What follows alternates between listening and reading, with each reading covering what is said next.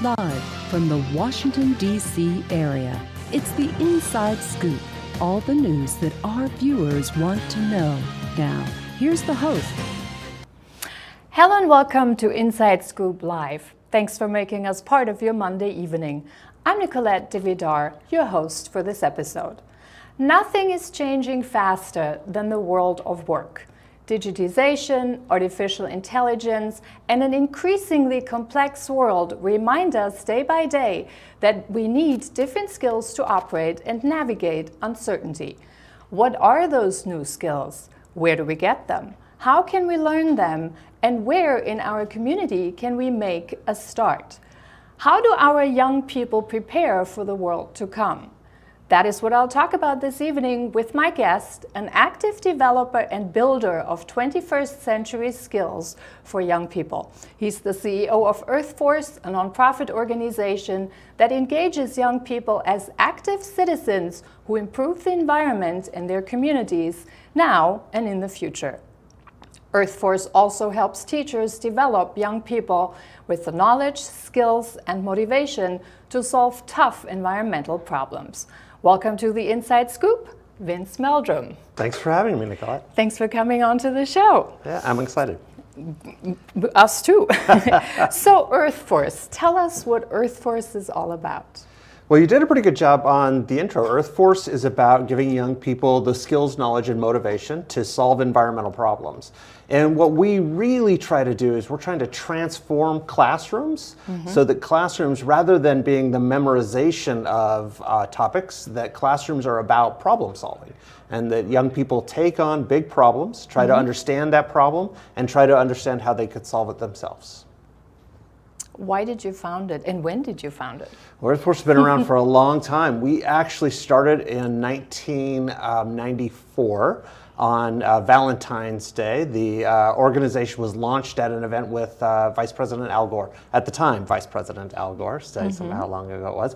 But Earthforce is really inspired by young people. And so I'll tell you a little bit about our founding. There were these four fourth grade girls in New Hampshire in 1989, and they identified polystyrene styrofoam as a pollutant in their local stream. And so one day they went down and they picked up all that, right? They cleaned it out, and they wanted to know what to do with it. And so they decided that what they would do with it is they would take it back to all the companies that had put it there. And the polystyrene, it's the stuff you get take-home food from, right? And so they went to all the local shops and said, you shouldn't use this, it's bad for it, it gets caught in the fish gills, et cetera, et cetera. And most of them said, yeah, you're absolutely right, we're gonna look for alternatives.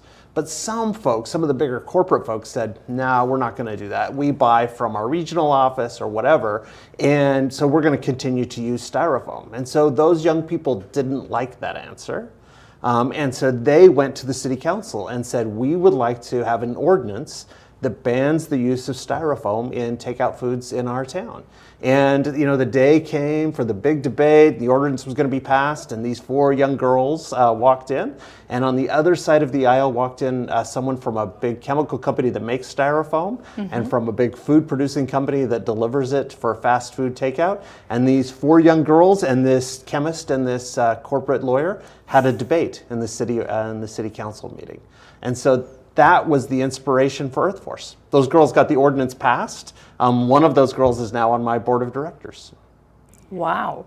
But in 1994, I would say that was, you showed pretty much foresight, because in 1994, most people hadn't really thought about yet environmental thinking, environmental decision making. Why would we even have to integrate this sort of in our day-to-day decision making? It was a nascent idea at the time, right? And I can't take even all or most of the credit for it.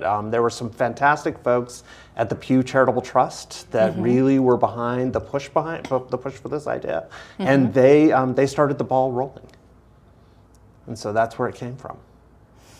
So it was not that you watched those girls sort of in the town hall debate, which kind of sparked the idea, but you had the idea before then. No, it was the girls who sparked the idea. They actually did that in 1989. We didn't start until 5 years after that. And so here's how we actually found them. The story actually is somewhat interesting. Those girls, being New Hampshire, I'm from Utah. This never happens in Utah, but being in New Hampshire, someone in the audience was a friend of a producer at the Today Show. And said, you've got to see this. These 4 girls debating this guy from this chemistry company. And so they had 3 of the girls and the guy from the chemistry company on the Today Show a week later. And that is when a bunch of us saw that, right? So is this where you also put civic skills and problem solving together, mentally connecting that's them? where it started, for sure. So a big part of what Earthforce is about is that there are a lot of movements to solve environmental issues, right? There are a lot of little things. But there aren't a lot of movements to get kids involved in solving the big, systemic, complex problems. And so we looked at the environmental education at the time and said, you know, these other things are great. It's fantastic to get kids outside. It's fantastic to get them to bike more, to be aware of what they purchase. Yep. But the real problems, not the real problems, but the big problems facing our communities and our nation, our regions, those are systemic problems. And that's going to require engagement at a different level, right? And thinking at a different level. And so we filled what we think is an important niche, you know, a little section where other people weren't working. Oh, totally. I'm very surprised because in the 90s, nobody talked about systemic problems yet. That really seemed to have been an increasing phenomenon, much more in the last 5 years. Yeah, I think it's become more in popular culture. It's become more of Yes, a thing, but there were going certainly more environmentalists mainstream. thinking about it. Yeah. But at the time, you're right, it was a new No one push. thought about systems. It was all mechanistic, machine-like, fragmented thinking. So you know, system thinking wasn't really a big part of it. So what makes Earthforce's approach differently than other organizations who operate in the same space? 2 key ingredients, I think, make us different. First is this idea that we call youth voice, which is that young people should have the ability and power to choose the issues that they work on. So what happens in Earthforce is we talk about environmental issues, we have kids do an investigation of an environmental issue, but at the end, the young person chooses the issue that they're going to work on, right? Not the teacher, not Earthforce, not some outside environmentalist. The young person themselves chooses it. That's important because young people then have the power to make decisions. Right? And they make choices at several steps along our process. That's the first thing that's different. The second key ingredient is that we focus young people on trying to engage with people of power to make change.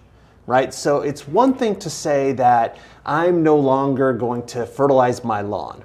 Right? That's an individual choice that I make, but it's another thing entirely to engage with a member of the city council and have them pass an ordinance or something that deals with how you manage runoff on public land. And we want young people to deal with that second piece. We want them to engage with people in power to lead to change. And that's different than what almost anybody else is doing.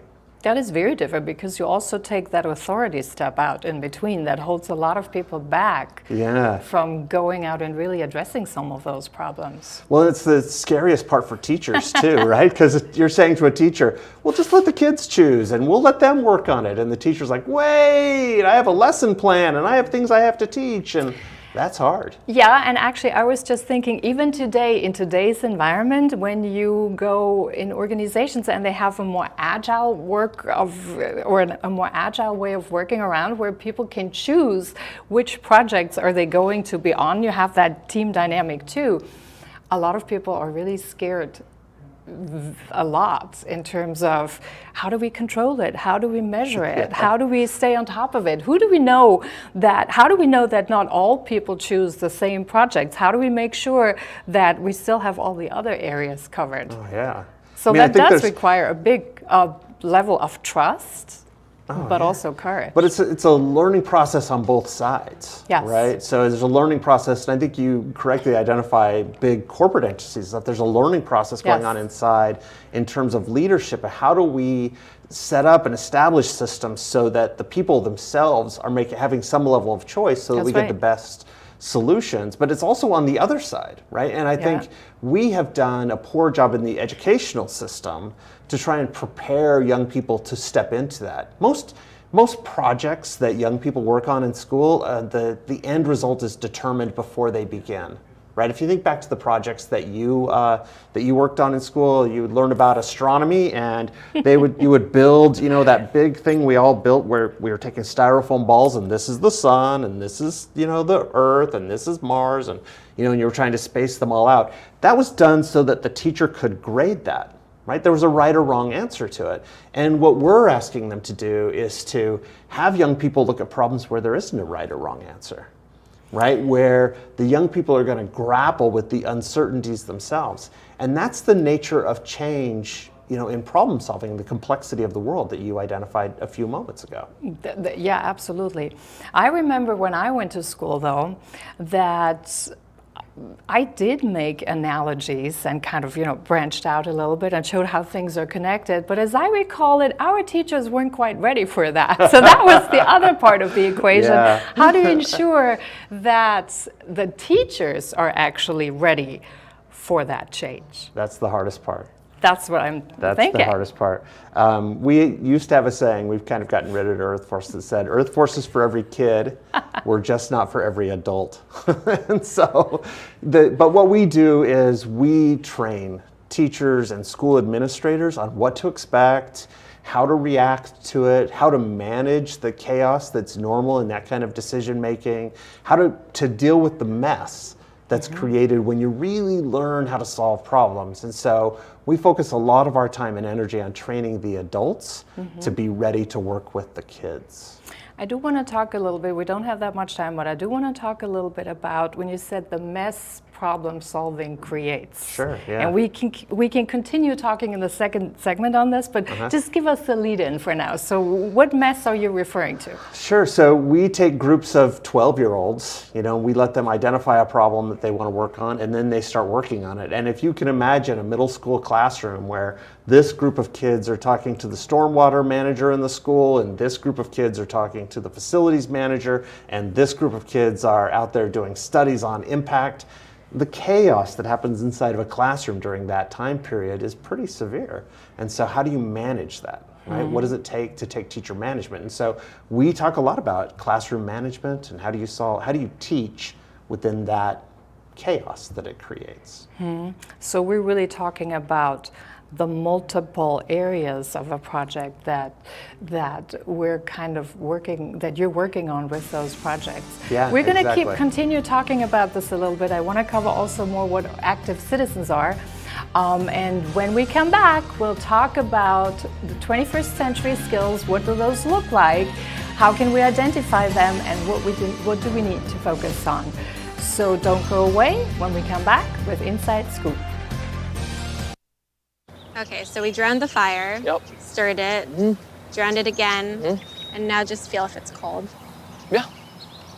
Cool.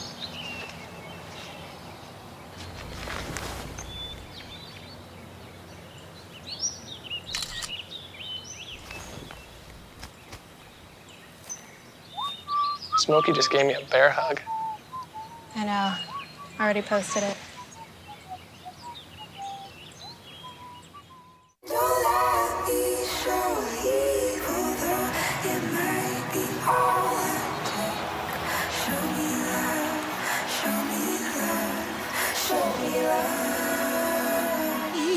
I got a creak in my neck, limp in my step, cramping in my muscles every time I try to flex. Better than I was scared of. It's very sad no more love. All that I could do was remember you.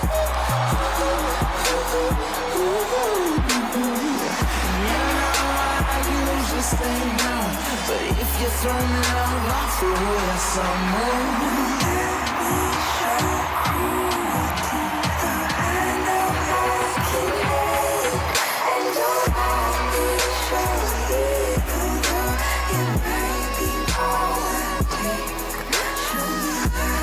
It's a big responsibility. Oh, it's huge. I know, it's huge. And the salary. Oh my god, yes. I mean, Right? like, I was about to move in with my parents, and right before, so this saved me. I really believe in you, you know? Thank you. It's nice to hear that from someone. These are cool. Did you, what did you?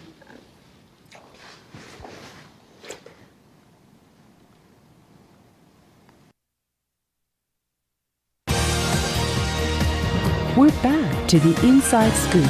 Here again, your host. Welcome back to the Inside Scoop. I'm your host, Nicolette DeVidar, and with me here in the studio is Vince Meldrum, CEO of Earthforce. We were talking about 21st century skills and what it means to be an active citizen. Welcome back on the show, Vince. Thanks. I wanted to go right back into what we couldn't finish in the first segment. So what do we actually understand as an active citizen?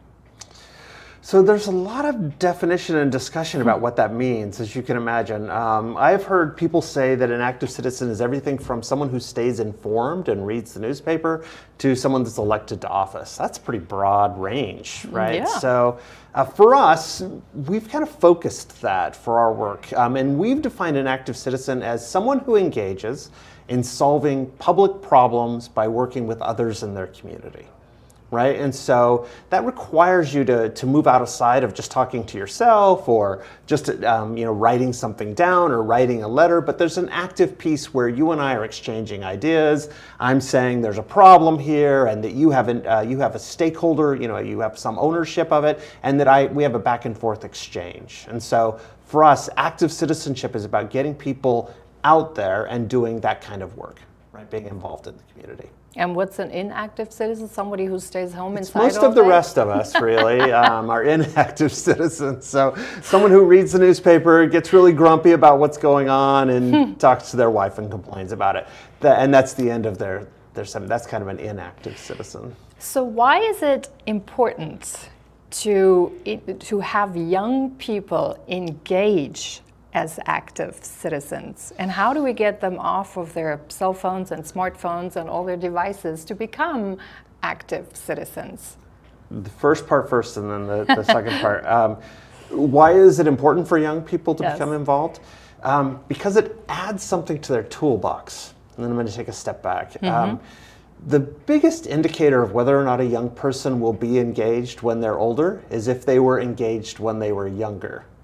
Right? And so as a person, you devise methods for solving problems, right? We call it your toolbox. And if your toolbox for solving environmental problems, for instance, is volunteering on the weekend and picking up trash at the riverside, when you get older, that's the tool you'll use, right? You'll volunteer. It'll be things that are hands-on, trying to solve problems.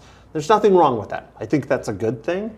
But if as a young person, we put into play in your toolbox civic action, where you're actually identifying an issue and advocating for change that you care about, then when you get older and you have a problem in your community, you'll use that as your solution, right? And so the habits of citizenship tend to be cemented in place, unfortunately, between the ages of 10 and 15. Is that really true, though? I would challenge that. That is really true. Not for everybody. Right? And that's not 100%. But if you can catch somebody in that age range, 10 to 15, and get them actively, civically involved, the likelihood that they'll be involved when they're older is like 3 times as much. So how do we know that? Based on what? Are there studies? Oh, yeah, Is there all research? kinds of studies. Yeah, there's What a type of fantastic studies? group at Tufts University called Circle. And Circle just researches civic engagement. That's what they've looked at, youth civic engagement, and they compile research from others. And one of the conclusions they've come up with is that the habits of citizenship form early.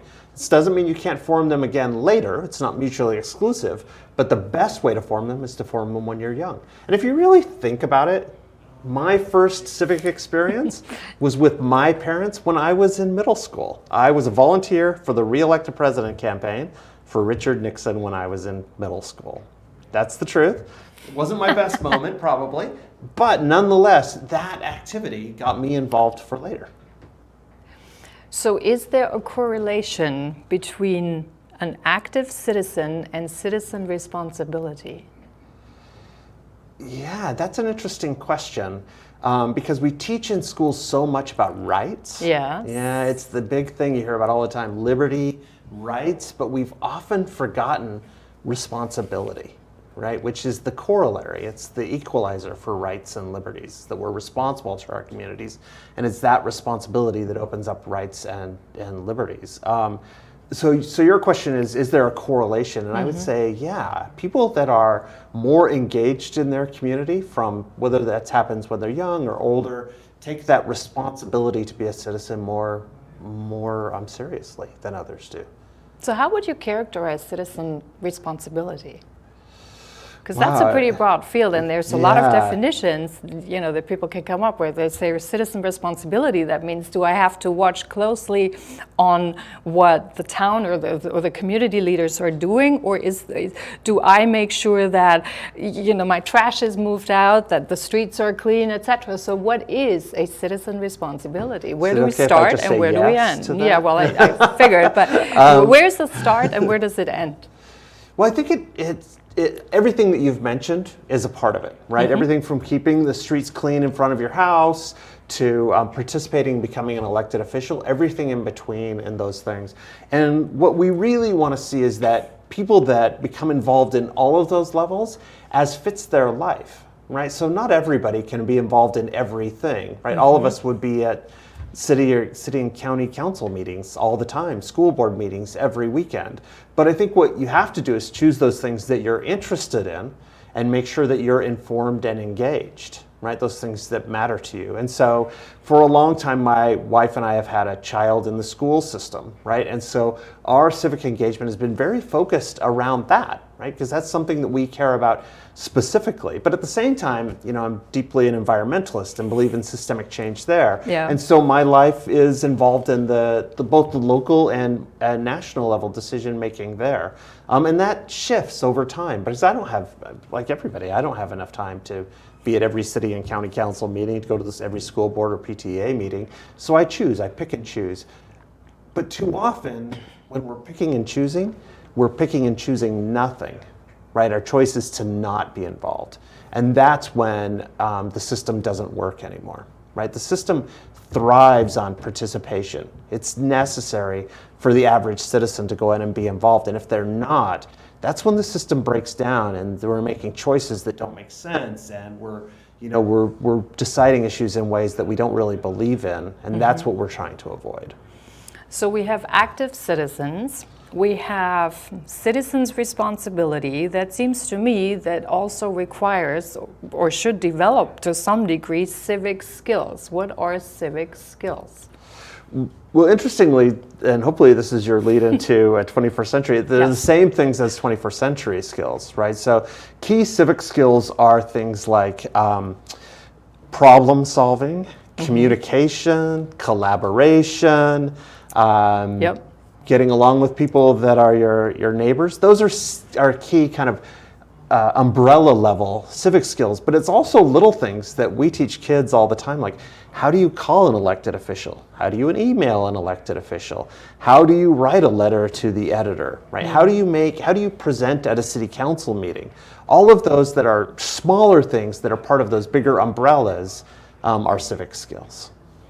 Yeah, that very much does cover practically all of the 21st century skills. Yeah, it's a very similar body of work. Very similar, because McKinsey came up with a list of very important 21st century skills. And at the top of the line, there are creativity, there's critical thinking, there's problem solving, there is self-management also, which is an important component to that. So out of this, there come a lot of questions, excuse me, in terms of how do we apply those skills, and what kind of changes are we looking into to address with those skills. And actually, we have a caller, Dale from Oakton, who has asked us the question, so how do you lead in the age of upheaval, when you have a lot of uncertainty, when there is a lot of complexity? How do you best participate in a democratized society? Yeah, well, I'm gonna use an example I think that might help. We were talking about water quality earlier, right? And 40, 50 years ago, clean water was really about point source pollution. And what that means is that there was a factory somewhere, and that factory had a big tube coming out of it, and it poured waste into the local stream. right? It was called dilution was the way to solve pollution. Dilution solves pollution. And then we adopted the Clean Water Act, right? And companies became aware of the problems they were creating. And that idea of point source has really been squozen down. You know, it's really smaller. That doesn't happen very much. Now water still has problems, but it's non-point source pollution, right? So it is fertilizer from your lawn, or fertilizer from a farm, or a cow walking into a stream. It's all kinds of things, right?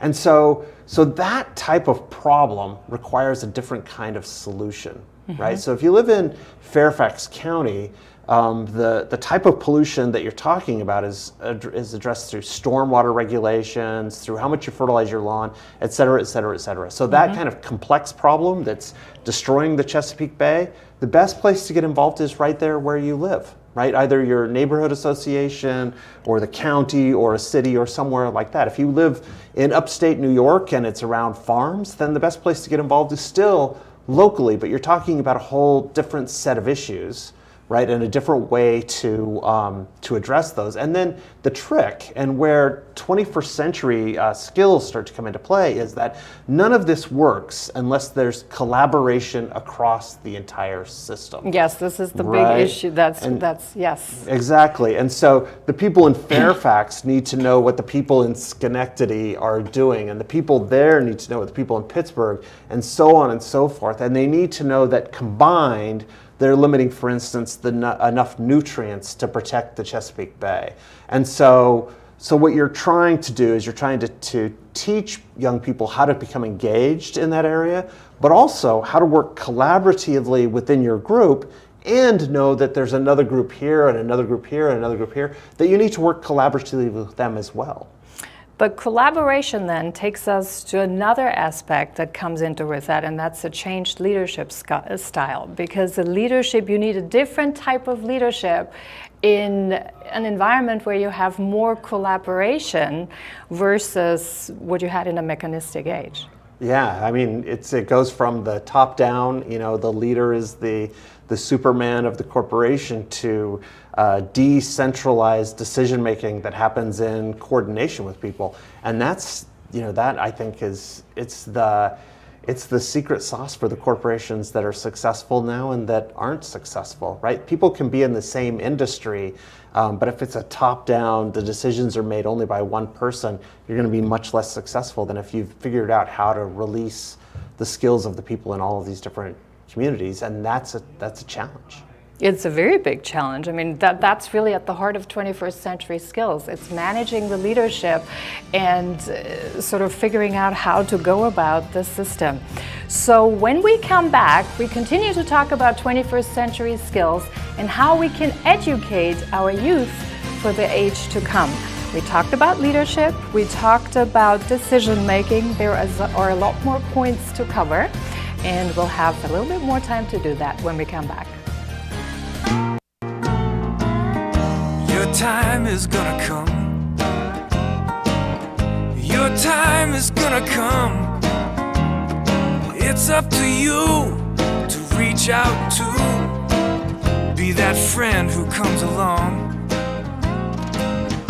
Your day is gonna come. When you make a friend, you make a difference. Your day is gonna come. Friendship, pass it on. A message from the Foundation for a Better Life. Good one, son. Last summer, my new dad took me on vacation. First, we went deep sea fishing. Wow! I'm so proud of you, son. And then we went on Thunder Shark. That was awesome! Let's go again. 3 times. I gotta say, it was pretty cool. You don't have to be perfect to be a perfect parent. Thousands of kids in foster care will take you just as you are.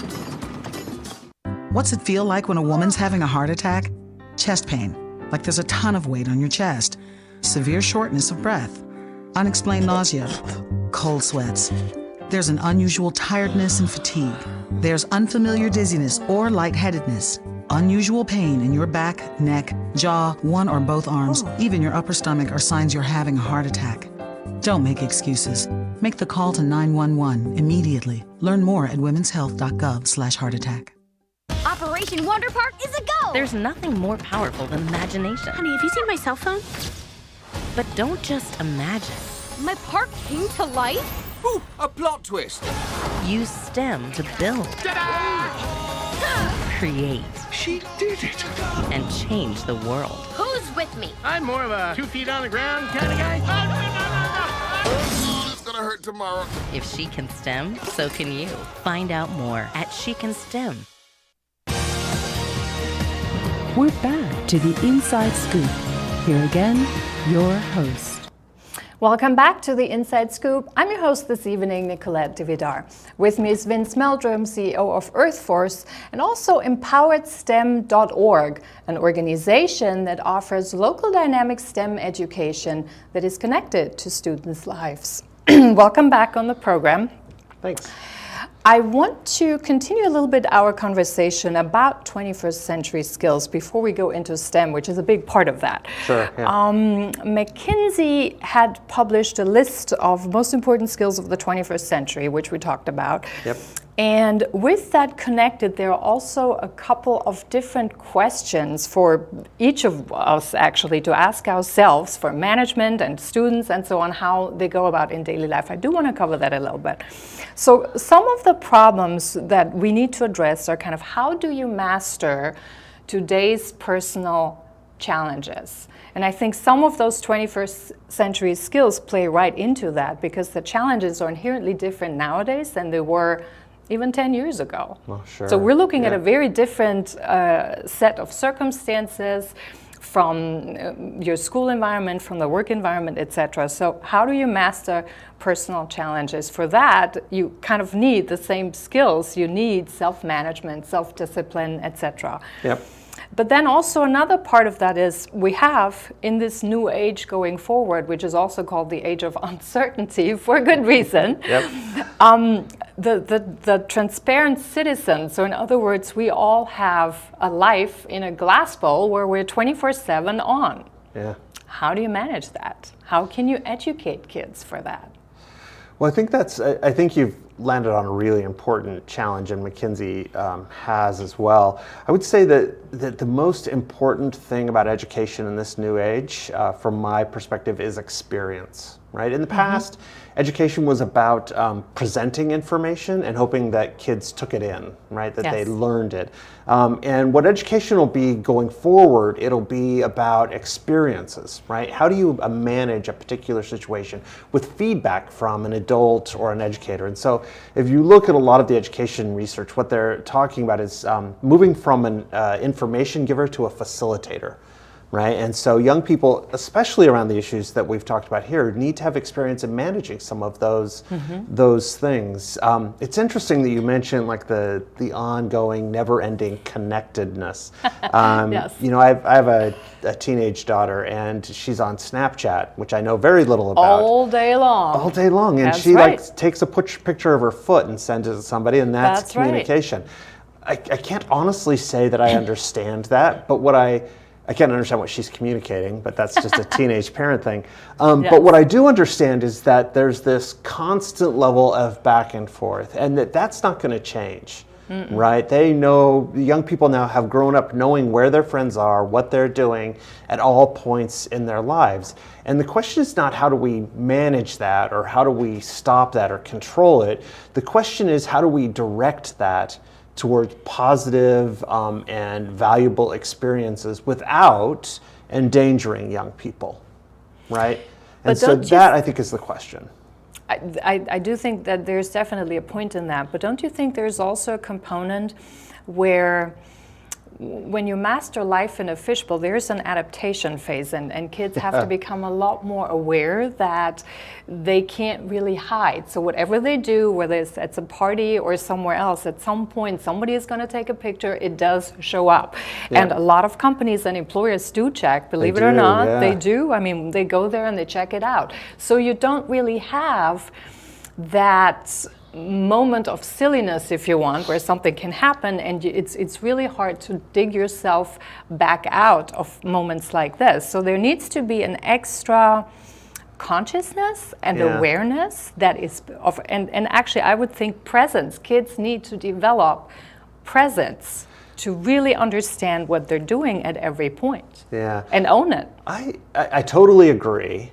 But I would say that the kids that are in college now, no offense to anyone, failed that test, right? True. And the kids that are in middle school now saw how they failed that test and are adapting better than the kids that are in college now did. My daughter says to me, she'll say things to me that I found totally outlandish, but she'll say things like, Dad, it's not like I grew up in the age of email. Right? Because email is what old people do, right? That's what 40 and 50 years old use email, but they use Snapchat and Instagram and so on and so forth. I thought 40 and 50-year-olds use Facebook. Yes, that's true too. But they, they have a better sense, and I don't think we've solved that. I won't, I'm not going to go there, but I do think that there is a growing awareness, and the school systems now are doing a much better job than they did 6 years ago, or 7 years ago in teaching that awareness. I think teachers are much more aware.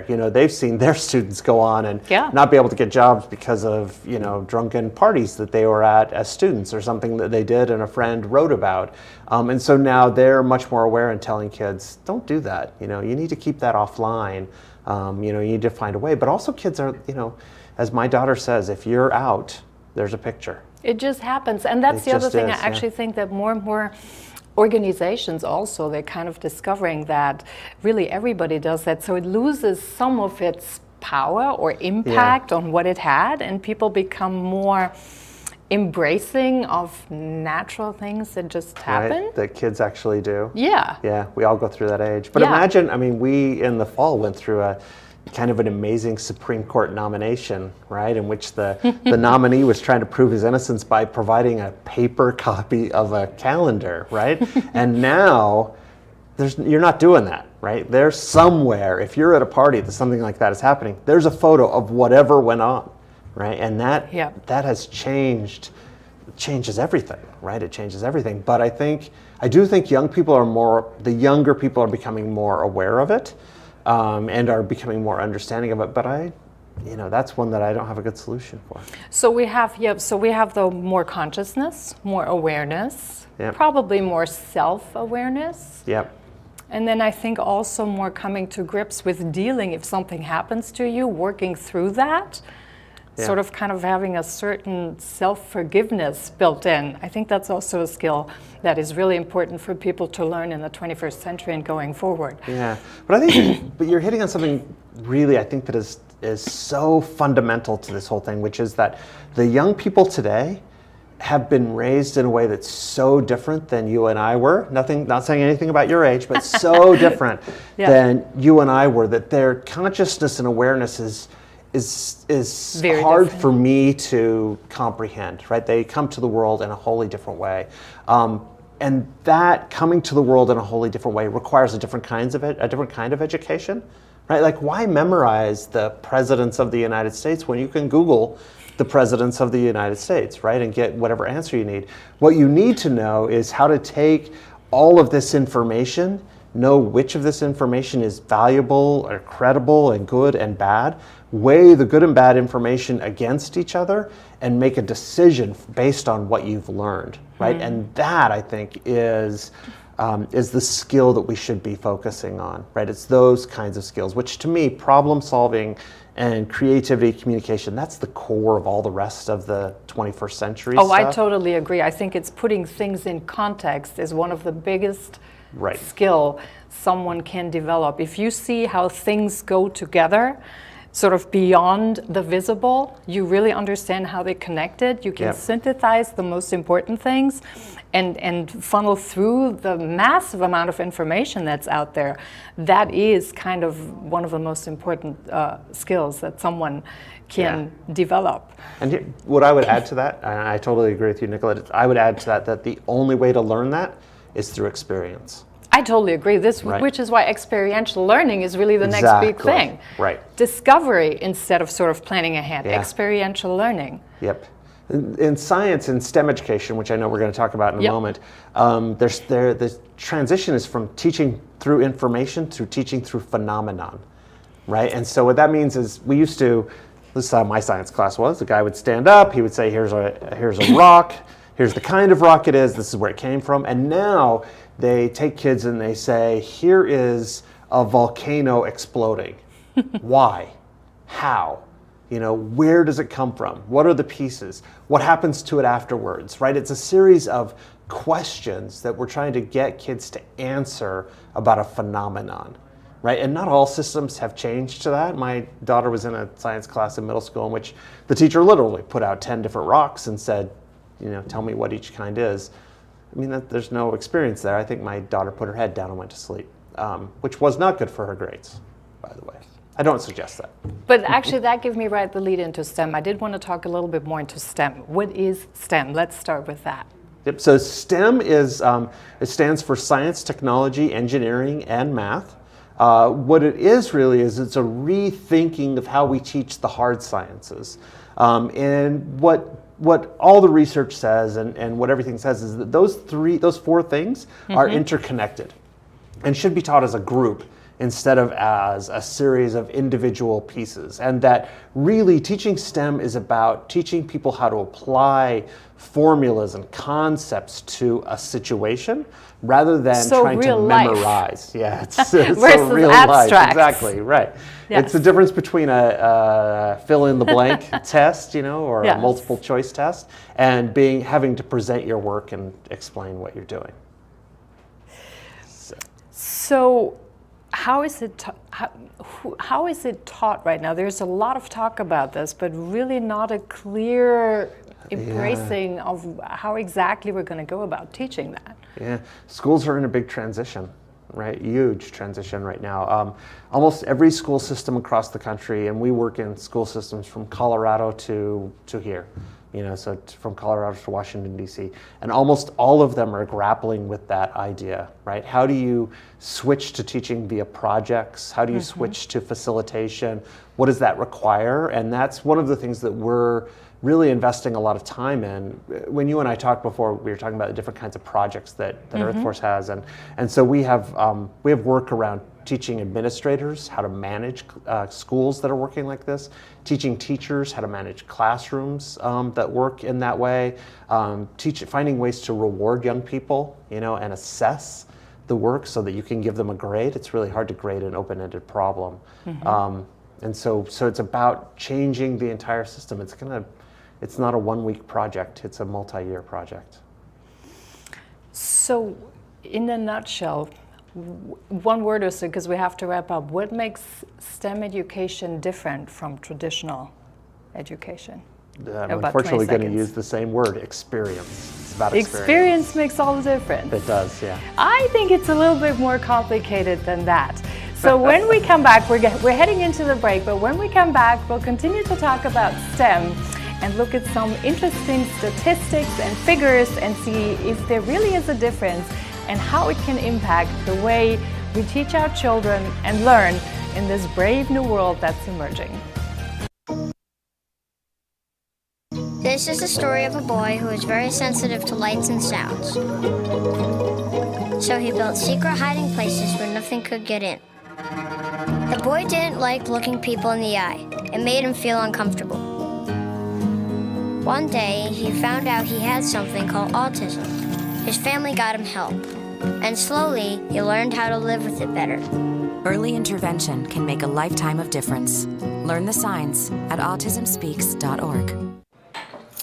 What do you think you're doing, Kevin? Was just gonna drive home. There are several warning signs present that you shouldn't be driving. Like hearing voices? Like your text-to-emoji ratio? Oh man, the selfies. Selfie, nailed it. We all have warning signs that let us know that we're probably not okay to drive.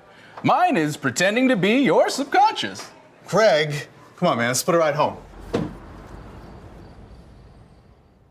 Being a dad is an adventure full of special moments. A cruise! Surprise! Unexpected moments. I got this. And even awkward moments.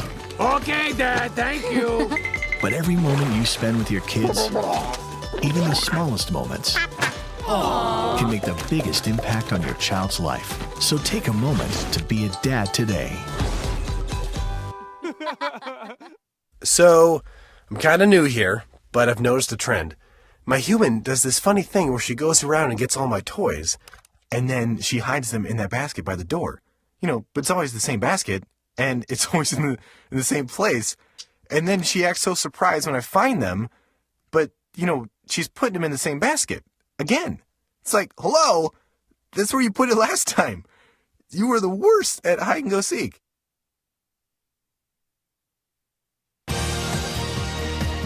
We're back to the Inside Scoop. Here again, your host. Welcome back to the Inside Scoop. I'm your host this evening, Nicolette DeVidar. We're talking about an increasingly important topic, new skills for a new age, and how STEM education can help us get there.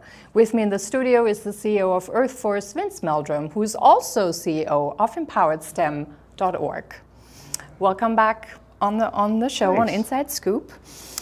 We started off with STEM, what it is. I like to talk a little bit about EmpoweredSTEM.org. What is it about? Well, so Empowered STEM is a new initiative of Earthforce. We have spent the last 25 years learning how to train and support educators and administrators as they transform science classes, with a specific focus for us at Earthforce was around environmental engagement and action and active citizenship. And so we looked, the last couple of years, we've looked at what we've done, and we understood, or we believe that what we've learned is transferable. So it doesn't have to be just about environmental issues, it doesn't have to be just about active citizenship, but that we can help teachers transform the average STEM classroom, whether you want to talk about environmental issues or something else, into something that's much more active and much more engaging and much more facilitated. Mm-hmm. And so Empowered STEM is our model for doing that. And so you're actually the very first person I've spoken with about it publicly. So a brand new initiative.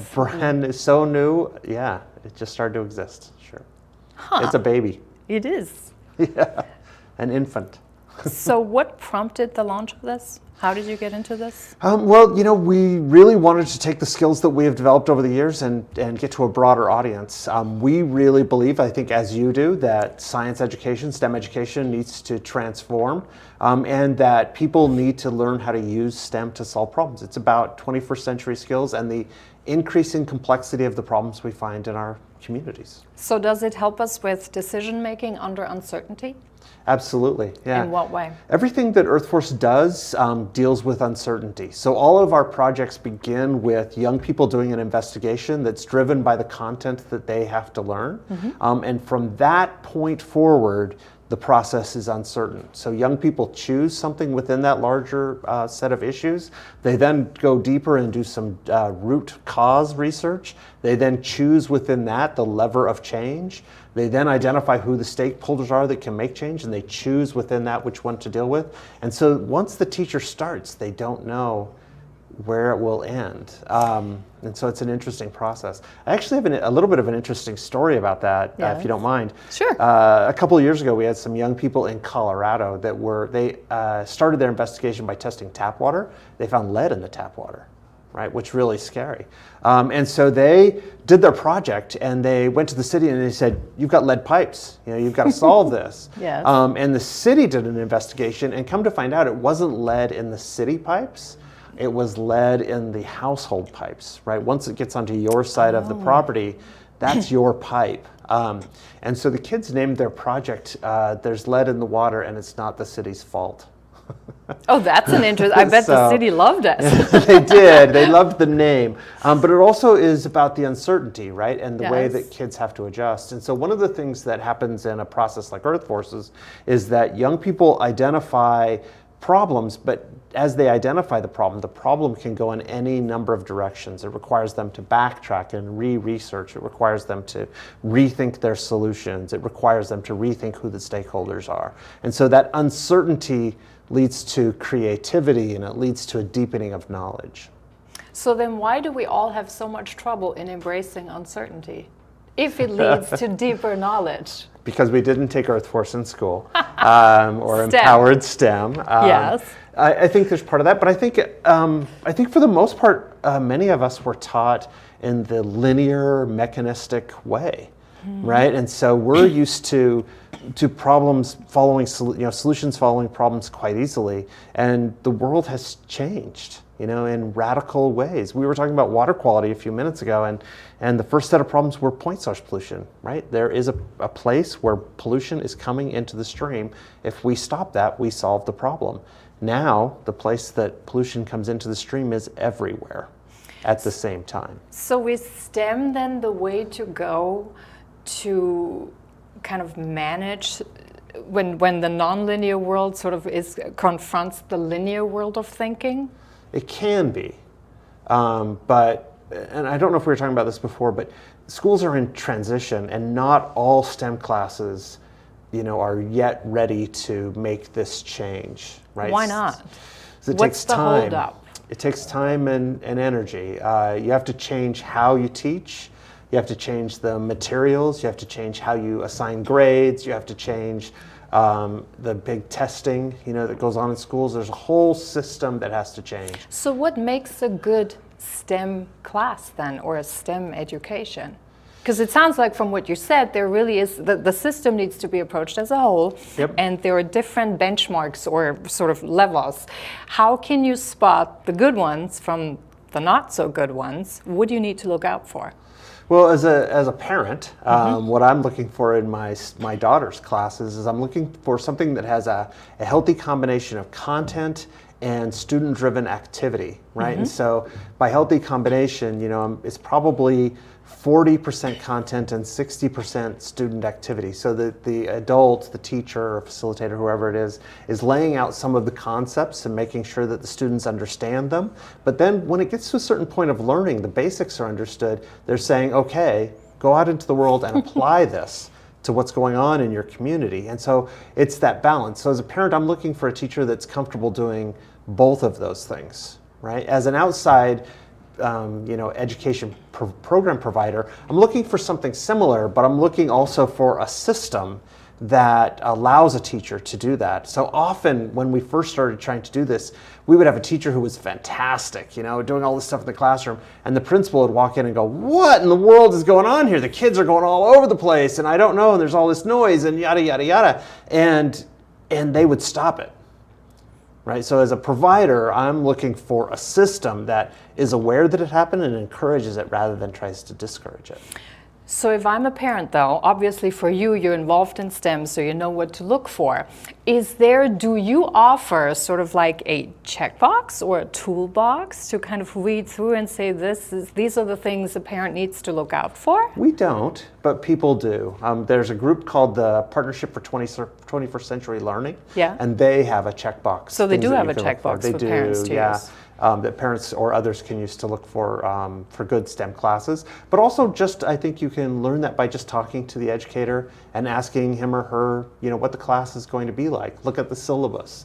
Understand, there are very few teachers that don't have projects of some kind, and you're trying to understand if the project has a certain end or if the project is dealing with uncertain ends, right? And you want your kids to be learning how to deal with uncertain ends. Oh, absolutely. There's an interesting statistic, and I think it comes from the World Economic Forum, and it came out last year, and it said by 2023, I believe, 10% of the jobs that people will hold will be doing things that have not been identified today. Yes. Right? I actually held a television show on exactly that topic. Yeah. So, but if you think about that, that's only 10% of the jobs, but that's 10% of the jobs are going to be things we haven't even thought of, right? And by 2050, it's like 60% of the jobs are things that haven't even been identified today as work. Right? And if you think about what people do for jobs now, I'm constantly like amazed, at things that are happening. Uber, for instance, has drivers that are using their own cars to take people around. They have programmers that are creating a common network of people that lend their cars. They have salespeople. That whole industry didn't exist 5 years ago. Correct. Which is what transformation is all about, or this new age. It takes down boundaries. So all the categories are dissolving, which means we need to really go back to inherent human skills like creativity, imagination, problem solving, etc., to address all those. Yeah. How does empowered STEM work? How do you reach teachers? Essentially the same way that Earthforce does. We identify school districts that are trying to make this transformation. We talk to them about how we can provide teacher professional development and what we can support, we can provide to them, to their administrators. And then we go into the school district and help them transform what they're doing. We've done it with 3 or 4 school districts across the country, and it works quite well. Yeah, but it takes time. It does take time. Yeah. I looked up some of your statistics that you had mentioned, and some of the results are really impressive. So 93% showed an increase in civic skills needed to affect changes in their community. How did you evaluate that? We work with a great group at Brandeis University called the Center for Youth and Communities. They've been doing a pre- and post-test survey evaluation with us since 1999. Had to think back a ways there. And they have helped us develop a tool that teachers can provide to students. We collect that data and then can do comparisons with. And so it's a long-running piece. And that piece that you're talking about there, the increase in civic skills, 8 years ago, that number was 75, and then it moved to 80, and then it moved to 90, because we have really focused as an organization. We keep honing our tools and our training to make sure that we hit the things that we think are important, right? And so I was just telling someone this the other day. 3 years ago, our teacher guide was 212 pages long. Now it's 42 pages long. Oh, wow. But it's much more directed at a series of things that we know have to happen in the classroom for the project to be successful. Wow. 83%, going back to statistics, have a better understanding of different ways that science and tech can be used to solve problems in the real world. We talked about that before. 82% know how to work with others to solve a problem. This one, I figure, though, this is really hard to measure. How did you measure that? That people know how to work with others. Actually, we use 2 different tools. One is that we have a tool that the teachers use as measurement to kind of evaluate teamwork that's happening in their classroom. And then the second one is that we ask students, right? Do you feel like it's not a single question, it's a series of questions, which are you comfortable talking to others? Are you comfortable in taking others' input? Do others have valuable input? Things like that. And we look at all of that together. Quick question, because we're almost about to wrap up. What's the next project for you? So coming up on April 23rd, we have a big event where we celebrate young people who have been doing work all year long and call it Caring for Our Watersheds, and that's at George Mason University. And then we're developing a really fascinating partnership with FEMA, the Federal Emergency Management Administration, where we're having young people look at solving those problems. Awesome. Thank you so much, Vince Meldrum, CEO of Earthforce, for coming on to the Inside Scoop. That's all for today. Thank you for watching. Tune in next week again for the Inside Scoop live on Monday nights. I say goodnight for today. I hope you learned a little bit about STEM. It is a super important topic, and really everyone needs to be sort of in the know of what is happening. You can read up a lot about it, and thanks again for watching. Good night.